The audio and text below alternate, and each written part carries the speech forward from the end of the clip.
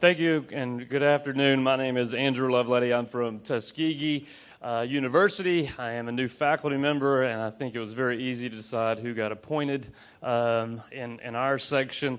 That being said, if anyone takes any pictures, feel free to send those to Dean Perry. That's Ruby Perry at mytu.tuskegee.edu. She will appreciate my representation here.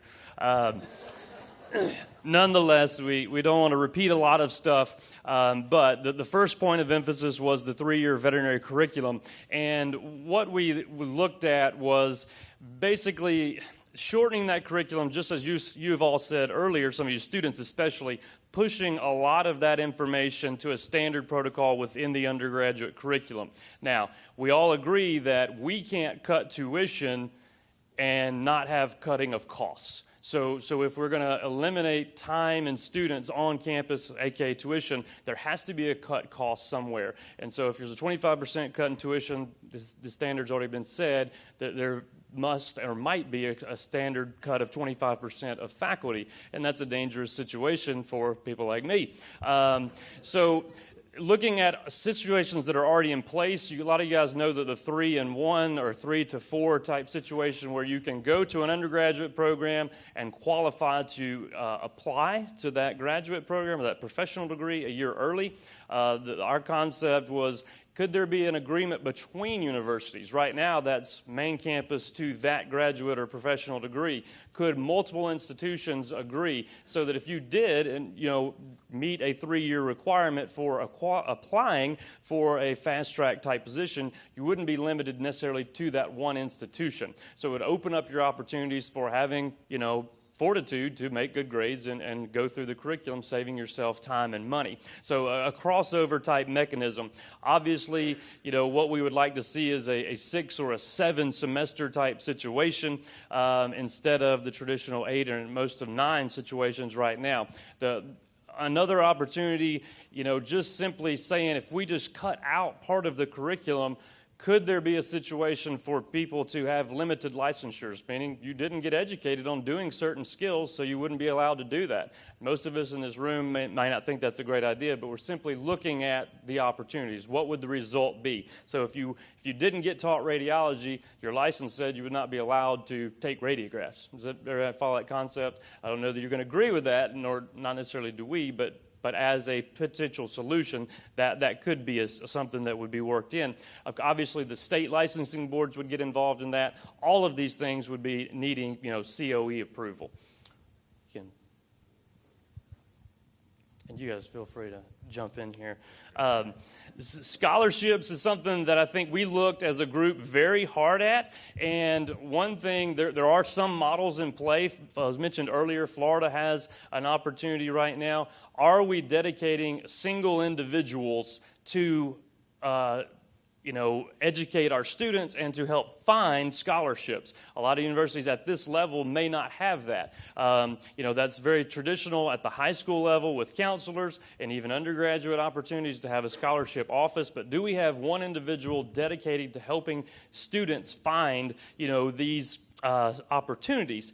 And so the then question is, what are these scholarships going to be allowed for? And we talked a lot about word choice, meaning not so much scholarship, but can we have things like grants or other terminologies so that there can be different ways to earn these things and that there be much more broader-based categories for scholarships. So can different people get in that mix and it not just be so heavily focused on GPA? We are obviously heavily weighting admissions on GPA, so once we get these students in here, there needs to be other opportunities for those students to stay within that system and have equal opportunity to benefit from any breaks that are provided there. There's plenty of opportunities on who you can recruit into this system. Universities, a lot of universities have endowments, and older schools that have started those endowments a number of years ago, those obviously are much more rewarding at this point in time. One thing that we talked about is that we have to make sure that us as the university, if we're able to accomplish scholarship availability, is making sure somehow the university then doesn't just increase tuition. If we know you guys are getting breaks, then we can just increase the tuition.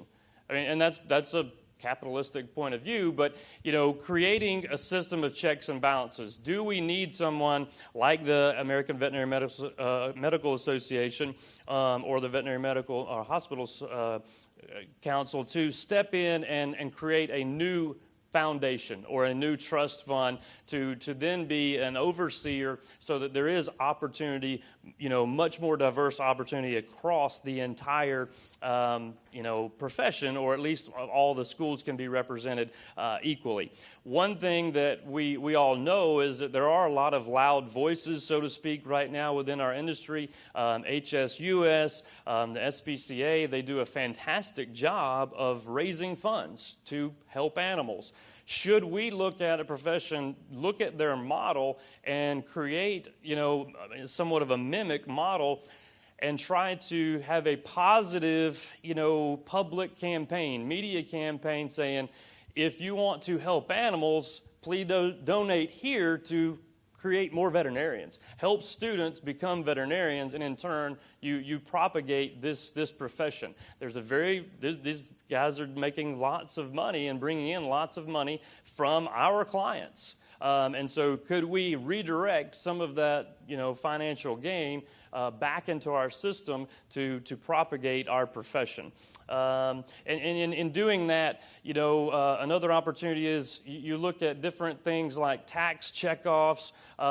Somebody mentioned in our group that, the millions and billions of dollars that are spent on, cat litter and pet dog biscuits. Could we incorporate, would clients be willing to pay a tax on their dog biscuits and cat litter? They could then direct it directly, into a AVMA or some national level scholarship fund. The beef industry does that. They're very good at doing that. There's a lot of models. There's a tax deductible, benefit for the individuals that are doing that. There's a lot of money in this industry. Can we get a piece of it redirected back into the student? Can we reinvest in ourselves and not let those monies go to lobbyists and other organizations? Can we keep going here? You're liking that? All right. So financial education for faculty. Obviously, this would be an investment in our teams. We think that probably the better investment, there's only so much time and so much energy as the faculty members, once you are already there, that we can help you. There has to be an obviously targeted program. You guys have talked about the ways to do that, and there's programs that we mentioned that are out there. But we feel as faculty, it's extremely important, just as you students have mentioned, on the front side, making sure parents, making sure spouses, everybody understands the big picture of what you're really getting into. A lot of people, this is an infatuation. It starts early in life, and then when, the reality sets in, that we're talking about a lot of money, a lot of effort, a lot of energy. But again, we believe that there could be curricula instituted in what exists to help you guys see and understand the big picture. And we should be able to share those curricula. That's an easy point of sharing from institution to institution. We need to agree on a standard way to prepare you for these things. Again, eliminating opportunities or a desire for one student to want to go to this school simply because they have a better, business class. No, this needs to be a standard that can be offered by all so that we create educated students to manage themselves and or their business when they walk out of veterinary school. So it's a good opportunity to share those curricula amongst those institutions. We hear a lot from the students that often the financial literacy courses are set up as a separate course, and so students are then in a semester studying for anatomy or internal medicine or something, and they also have the financial literacy course, and so at that point in time it does not rise in importance. And so one of the points of discussion was really figuring out ways to, we'd have to work with our faculty and maybe bring in an external perspective, but really to integrate financial literacy into discussions around clinic-based material rather than just have it be purely standalone discussions. And so I think The student group also talked about not just providing sort of the negative information about the challenges that the students are going to face after graduation, but also providing them with opportunities and solutions to go with those. So I think there's ways that we can do a better job of integrating the financial literacy piece into the way we deliver the curriculum.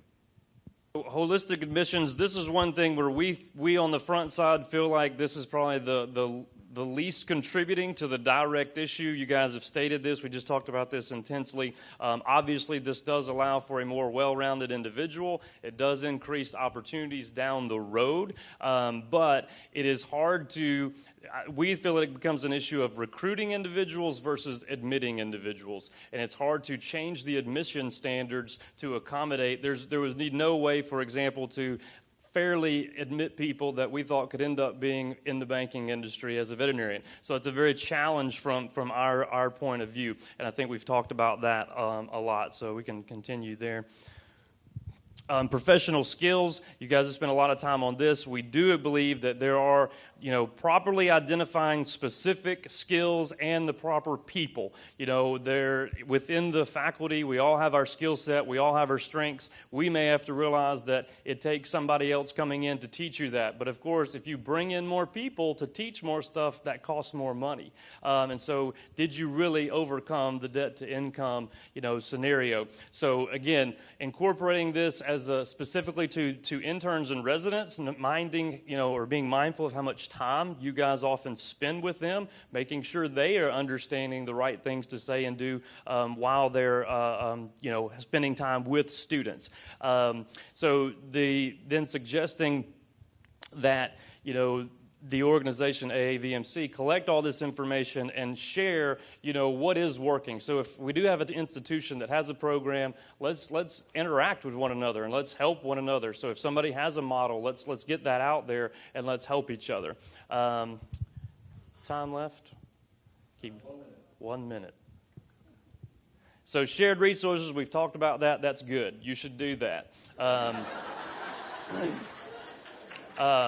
That's again becomes, an agreeable standard at the top. If those are available, we should consider them. If they begin to show promise, and there is a lot of promise. My wife just got an online degree, and that's fantastic. It's been a great blessing to our family. She got a master's degree, and it's changed our lives. So, those things are available. We should consider them, and we should share all available resources. But again, we're not going to, any present institution is not going to scale back, faculty and lose somebody just to cut tuition. That's not the situation. It's not and in some situations it could be, but that's not a living, breathing model, at least by most of our said standards. But again, all those things come from the top, and we would need those entities to agree on those standards as well.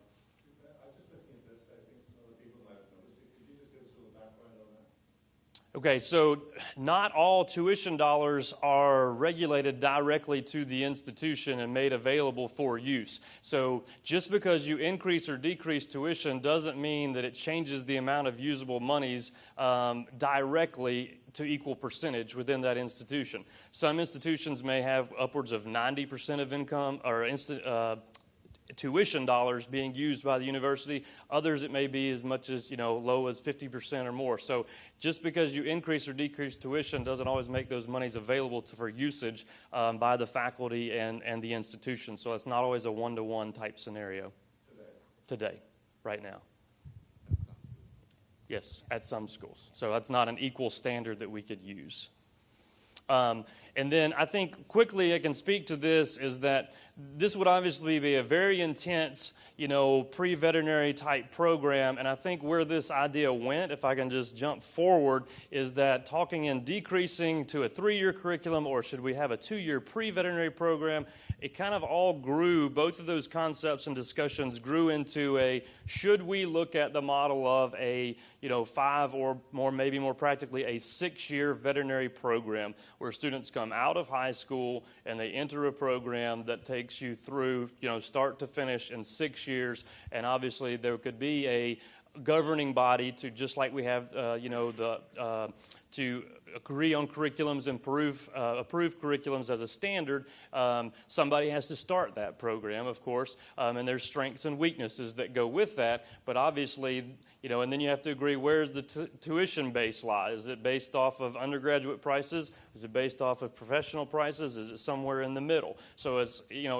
a suggestion, and it's open for discussion. It'll be a lot of discussion, but a lot of other countries right now are utilizing this system, and it should at least be discussed. I guess we could do the questions. Was there any more objectives? I think there was one or two. There's two more. Yeah, this is the final bit. And lastly, this was something that came up in discussion within our group as faculty members, making sure that we are not training students to be technicians. We understand that a lot of our cases that we see are referral based. It's not frontline, and no relation to the product, but it's not your first tier level of cases. It's not your average preventive medicine. There are, outpatient, protocols or services within each institution, but a lot of students end up learning how to be an assistant to a specialist. And we need to make sure on our end that we are teaching you how to be veterinarians, not glorified technicians for specialists while you're on the clinic floor. I've got a feeling there might be one or two inputs here, just a feeling. Let's go to the gentleman in the white shirt. Yes, sir. Right in front of you. Thank you. We've heard You're from three groups now, or all the groups up there, that financial literacy is insanely important. We just heard from you all that the students don't necessarily take financial literacy. They don't think it's important at the time that they're being taught it in the curriculum. What does it look like? And you can throw stuff at me if you want, but what does it look like if we change the NAVLE to have financial literacy questions on that? And will the students take it seriously then? And can we change the NAVLE? Anybody have any perspective? Well, I think to some degree it already does with practice management skills being incorporated. The thing I think to say your point is when you get to, by the time you get to fourth year, if we are the persons trying to just start exposing you to that, it's not nearly as important as studying for internal medicine right now. And that's, as clinical veterinarians or clinicians, that's the problem we see. If there is integrated exposure from day one, it becomes a progressive growing thing, and then we can become specific, and it is more in tune, and you do have a base. But starting in your clinical year, it's very hard to interest you because, I need to study for boards and the other things. Yeah. So very quickly, we create the blueprint for the NAVLE off of a survey of veterinarians that we do approximately every 5 years, and there's a survey out there right now. We do have practice management and business items on the current blueprint. And again, it's based on what we hear back from veterinary medicine as to the importance, and that translates then into what's on the NAVLE, and there's a survey out, right now as we speak, on the next iteration. Oh, I just wanted to say that, just because it's not on the NAVLE, I think the NAVLE is part of veterinary education, but there's lots of really important things that aren't in that. And I agree that it's got to be part of everything. So it's just like as natural as breathing to think about finances with where you think about the medicine. Yeah. Okay, thank you. Michelle, lady there. Yes, ma'am. No, you. As somebody who just took the NAVLE, I do want to add that majority of my classmates had no idea there would be practice management questions on there, and there's such a small percentage that when you look at the weight of what's going to go on there, everybody said those are throw-out questions. I'll either get them right or wrong. I'm not going to bother studying it. So if we're truly thinking that an exam is going to help and we want it to be through the NAVLE, you've got to up the questions or it's not going to matter. Okay, let's move on to another topic away from NAVLE and financial literacy. Other things that you heard there. Let's go to this gentleman, yes. And then over this side of the room.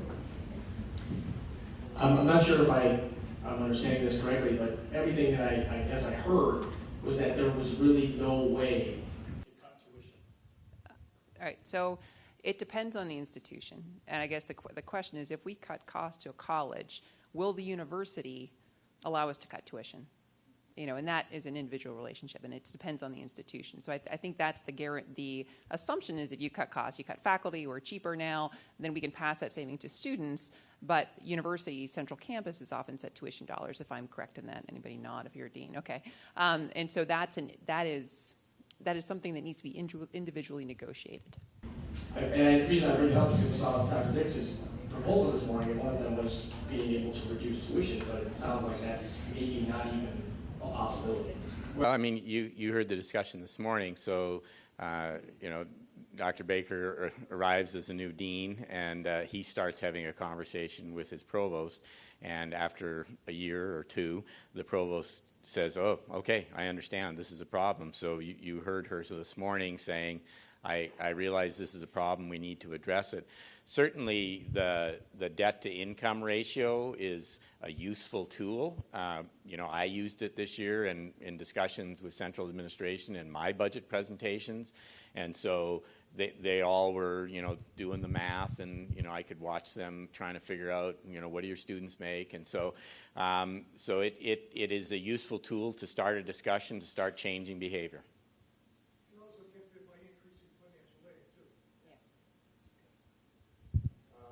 Before we move on to the next question, because I thought that was an interesting point you raised, would any other group be helpful? It sounds like it's very deans or provosts. What would happen if you had some other people behind you? Well, certainly, you know, state VMAs, if they want to talk to university leadership, they get their attention. And similarly, if they want to talk to their legislators, state VMAs can be extremely effective talking to legislators because there's a veterinarian in every district. And so and when they start inviting legislators into their practice, they get their attention. All right. Other questions? I'm going to go to this side of the room. Straight in front of you, the young lady there. Yes, ma'am. So I'm going to attempt to try to bring together a few things. So when you're looking at the professional skills within the curriculum, a lot of that's been focused on business management, et cetera. Well, what we're also seeing in a lot of national veterinary associations, so Organized Veterinary Medicine has a lot of leadership development programs.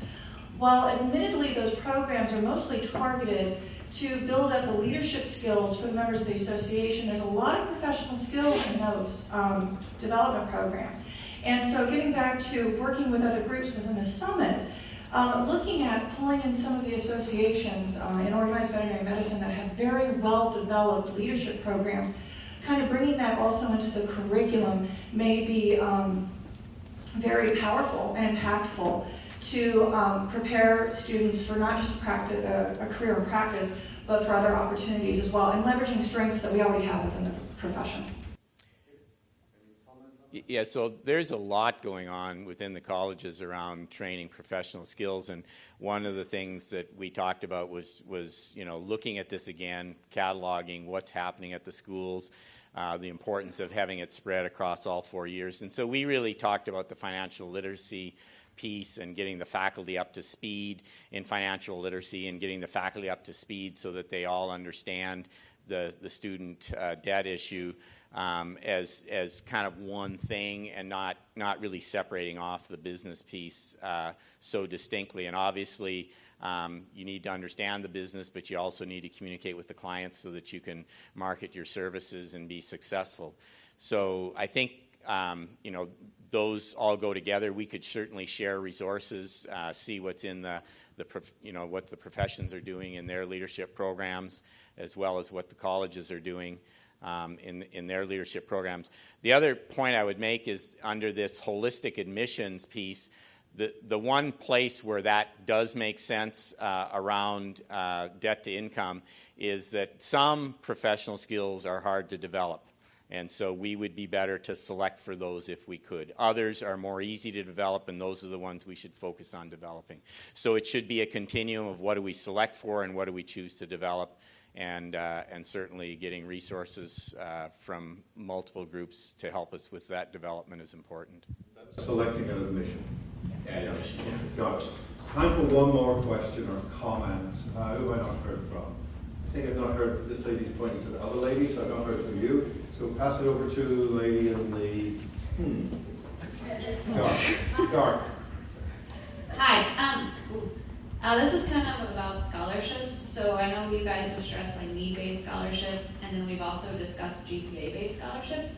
But there's a lot of second career vets that come in that have spouses that may be making enough income, but then don't qualify for the need-based. So I'm kind of curious, what other metrics we can look at for that, because then there's additionally students that get funding from their parents but would still qualify for that need-based. Yeah, and I think that is the point, is that we can, if we have a centralized organization to support us and help outline those parameters, can we start looking at the options like treating the student as an individual? You know, I went back and did a residency and had a wife and 2 kids, and it was awful. I mean, it was horrible, but, you know, together we made enough money we couldn't get cheese if we wanted it, but you know, it was really tough to do that. And so could we individualize these things with our own separate scholarship endowment funds? We set the rules, nobody understands better than us, and can we not look at it from a governmental support standpoint, but a professional, you know, localized, well, on a national scale, but within the organization, veterinarians supporting veterinary students, we understand those caveats, those details, and we can set our own parameters, making unique and curtailed scholarship opportunities. One last comment from Laura. Oh, I was going to say, I mean, and depending on the scale of the funds we're talking about, I mean, I think we threw out back of the napkin calculations about how much money you'd have to raise to really just make vet med tuition free, just to pay for it all. I think that there's an opportunity to have some funds that offset everybody's tuition to a degree. So it's not that somebody gets everything paid for and then somebody else gets nothing paid for.